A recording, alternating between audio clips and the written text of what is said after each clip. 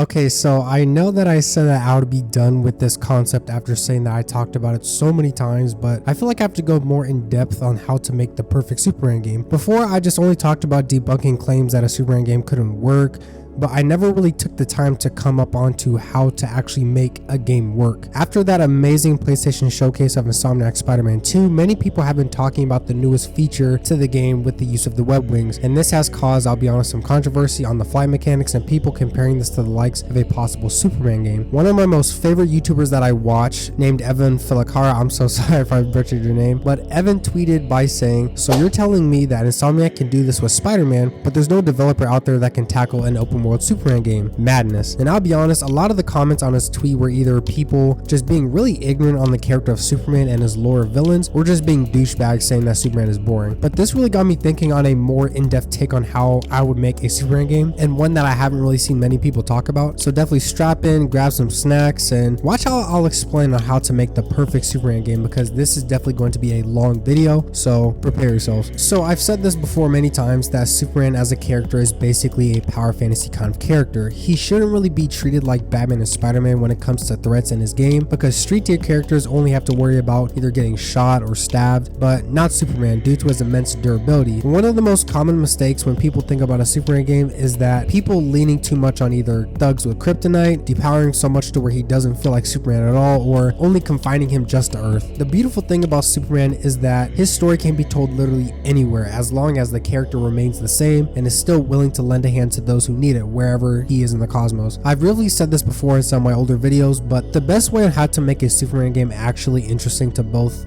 fans and non-fans alike is the most talked about topic of all, which is actually giving him an actual challenge in order for the game to make sense to the player. I don't think the best way for a Superman game is starting him off young and him learning his powers, or him having smaller villains and all that kind of bullshit, because we have seen his origin story so many times that I or fans don't need to see it again, because it honestly limits the creativity of the game. And the reason why the Arkham games and Insomniac games are so good to all kinds of fans is mainly because we see them at their best. We see them taking on new adventures that players haven't seen before. You're also telling the player that you can't make a Superman game unless he's young, which is the wrong way to go about it. As when it comes to smaller villains, I mean, come on, like, we're honestly talking about a video game here. Him going up against characters like Bloodsport, Toyman, and let's say Lex Luthor, characters that he can easily mollywop. They can be cool for like maybe like a cartoon or a comic, but when it comes to a video game, the enemies have to be interesting or on par with him physically. Too many people tried to hold back Superman and want his game to be a simulator with minimal combat. Wrong. The best way is taking him off-world, having him fight gods, monsters, aliens, all alike, and also delving into a power fantasy-like game. Here's my pitch. I'm going to be calling this game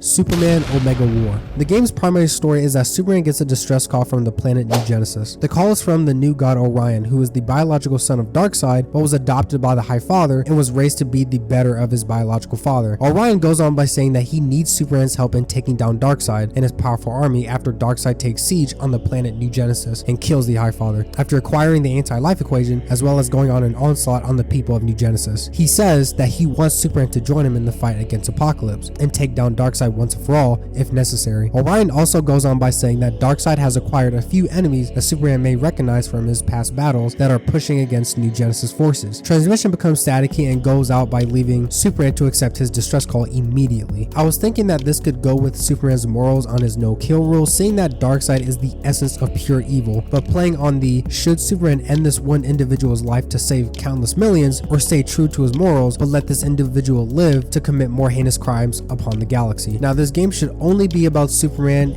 and his world. No Batman, no Flash, no Green Lantern, no Wonder Woman. Including them would essentially take away from Superman's importance to the game, and the game should instantly throw Superman into the fight as he is willing to help the people of New Genesis and putting a stop to Darkseid's assault. This story should feel like a mission that Superman could probably not come back from, as he is traveling to a place where Darkseid is more powerful than he ever was before, and his army is more threatening to the likes of Superman's powers. Superman gets to the Glimmering City via spaceship, since the boom tubes were shut down by Darkseid to prevent anyone from escaping his sight or reinforcing horsemen stopping his plans. In this game, the player would have 2 explorable worlds, with the first being the planet of New Genesis for most of the game, as well as later on in the game Apocalypse being accessible to the player through the progression of the story. By the time that Superman gets to New Genesis, it should look otherworldly, entirely having that Jack Kirby feeling of weird but beautiful. It shouldn't look anything like Earth or Metropolis, but New Genesis having its own odd but really cool identity. It also should have this huge battle going on everywhere, like in the sky, on the ground, and the feeling of loss and destruction. A literal all-out war. Innocent bodies of families on the ground, buildings caught in flames of war. This should piss Superman off. I'm not saying that the entire game should have a pissed off Superman, but I wouldn't mind seeing a very more serious Superman due to the conflict at hand. You can still have your hopeful Superman, of course, but he should have other emotions. The first side boss fight would be Calabac, as he is not really too strong, but he's not really too weak either. It would be a good tutorial on how to play Superman in the beginning of the game, since you're kind of thrown into this kind of world. Fodder enemies, or Darkseid's army, lackeys if you will, should be for starters parademons, but not your average parademon. I thought it'd be really cool if they were juiced up with Doomsday DNA, basically mutating them into a more dangerous killing machine, similar to the DC cartoon movie Apocalypse War. There should also be demon dogs, enemies that are larger and should feel like an obstacle to take on. They are very ferocious and attack very quickly, which should catch Superman off guard. For brute enemies, it's pretty simple honestly. Just have parademons, but have them be bigger than the average parademon. Juice that one up to pretty much deal some damage to Superman, and literally nobody would care. Like, as long as the game is fun and the combat is fun, no one's gonna care as long as, you know, the game is really fun. Ranged attackers can be apocalyptic guards, riding somewhat similar to what Orion uses when he's in the air. They should be pretty fast paced and feel like a car chase in a way, similar to what Insomniac Spider-Man does. Their beams are able to hurt Superman, so by the time that you catch them and neutralize them, it should feel extremely satisfying. Their segments should of course include flying. Another enemy faction that I thought would be a cool touch to the New Genesis field are the bugs that roam around on the ground who see the new gods as enemies alike. They don't really side with New Genesis or Apocalypse, but they can be on their own terms. Pretty much just another enemy faction. Same as the enemies with regular and brutes, but having the bugs obviously play different. Each factions in the game should fundamentally play different, giving the game more of a variety. Now for the allies who fight for New Genesis, you the player would get to meet characters like Light Ray,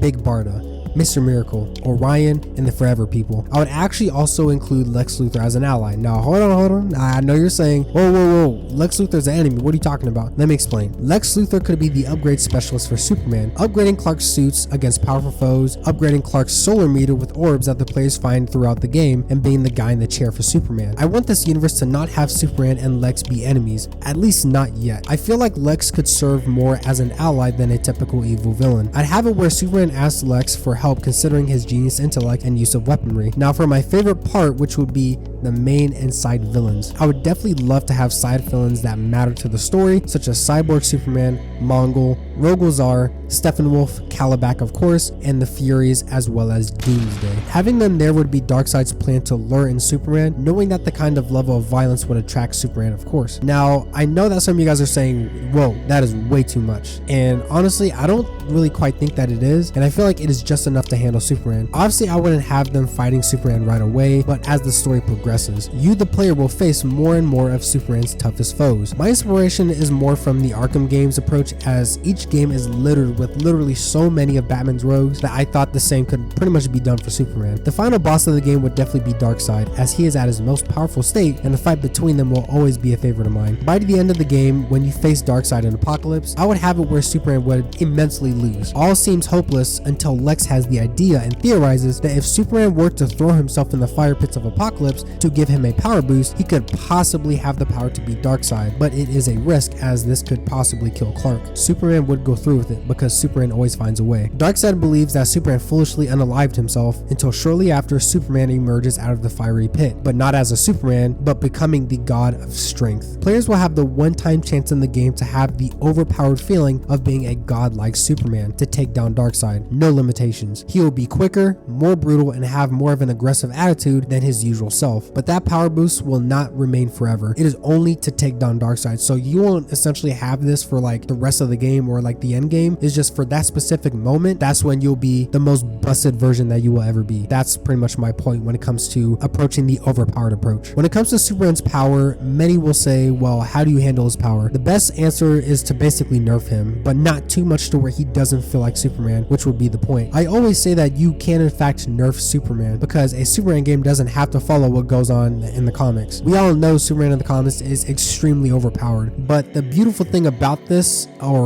game concept is that there are so many different versions of Superman. You could literally do infinite versions and it doesn't really matter which is nerfed and which is overpowered. My point is that you can actually make a game on this character if developers actually make their own version, like I'm pretty much doing right now. Once a superhero basically steps into the gaming world, that superhero has to follow the gaming rules. Insomniac Spider-Man is extremely nerfed. We all know how powerful he is. Arkham Batman is also very nerfed. Superman can be nerfed too. It's not really a problem. I also wish people would stop using the excuse of, oh, if Superman is nerfed in the game, then the Superman fandom would whine and complain. No, he wouldn't. A large portion of Superman fans wants a Superman game regardless. They don't care if he's nerfed or not. We just want a Superman game. Like, you know, Wonder Woman's getting a game, Batman had his games, Spider-Man's getting another game. We just want the same love. That's all we're asking for. We don't care if he's overpowered or not. We just want our boy to get a game. That's the main point. Yet we have Spider-Man fans crying and moaning every time when water is shown in the gameplay. It is literally the most funniest thing on the planet at how much they complain about water physics or a puddle, and yet they want to come at us like, oh, Superman fans will want to, bro, we just want a game. Like,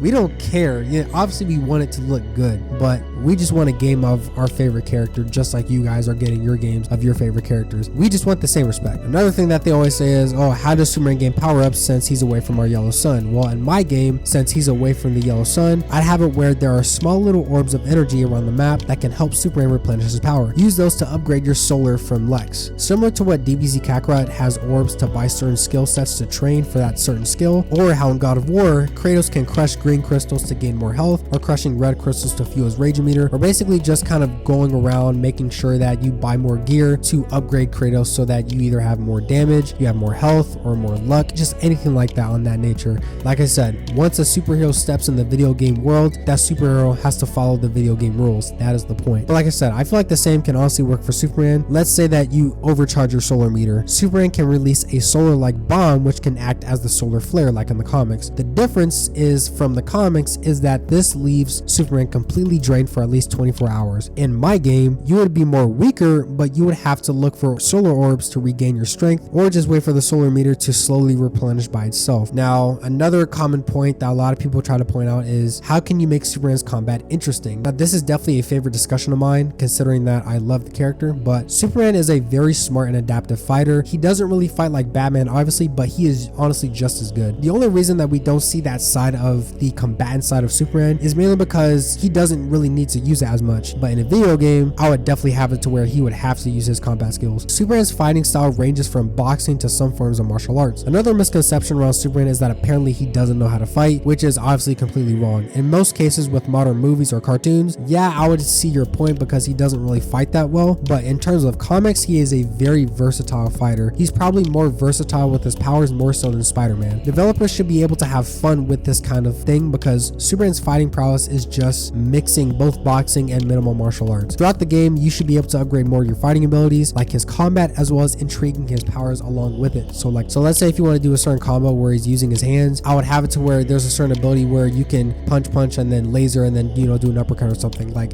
stuff like that I feel like would be very essential to the game and make it more fun and showing people that yes, he actually can indeed fight. But overall, I really wanted to lean more into the power fantasy of Superman and not so much on the classic hero that we see in Metropolis. People honestly have to understand that making a Superman game in Metropolis, you get one of two things. You either get a Superman game where it is a simulator and developers have to worry about either buildings 24/7, the civilians, with it being a Superman Returns 2.0, which I do not want, or a very heavily nerfed Superman where he is fighting a very boring villain with boring enemies and only leaning on the kryptonite approach. I'm not saying that a Superman game in Metropolis would be horrible, but I definitely like to see something new with Superman and one that actually handles the character's powers correctly, one where he can actually flourish and where developers don't have to worry about so many problems at the same time other than his powers. But I actually had a lot of fun doing this since this is coming towards the end of my video. Like I said, I never really got the chance to really sit down and think about, okay, how can I make this work? And I feel like that's the thing that people really need to start doing with this character. I feel like if you really want to think on how to make a certain character work for a game, you literally have to do what I did. Sit down, look at the character's history, look at what works and what doesn't work. I literally looked through so many Superman comics, I read through so much, and I seen so many things that could literally work. Like, this is only one idea that I have. I have so many other ideas that I could do that don't really kind of lean into the, oh, you can only lean on kryptonite. No, like, you can do so much stuff with this character. But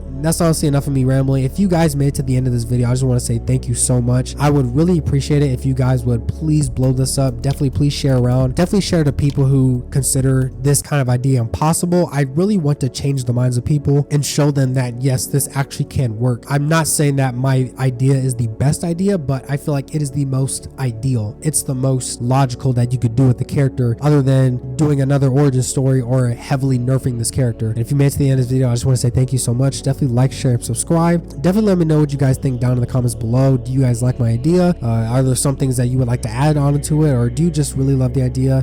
Definitely let me know. I love reading everyone's comments. But yeah, other than that, guys, I just want to say thank you again very much for watching. Up and away. Peace.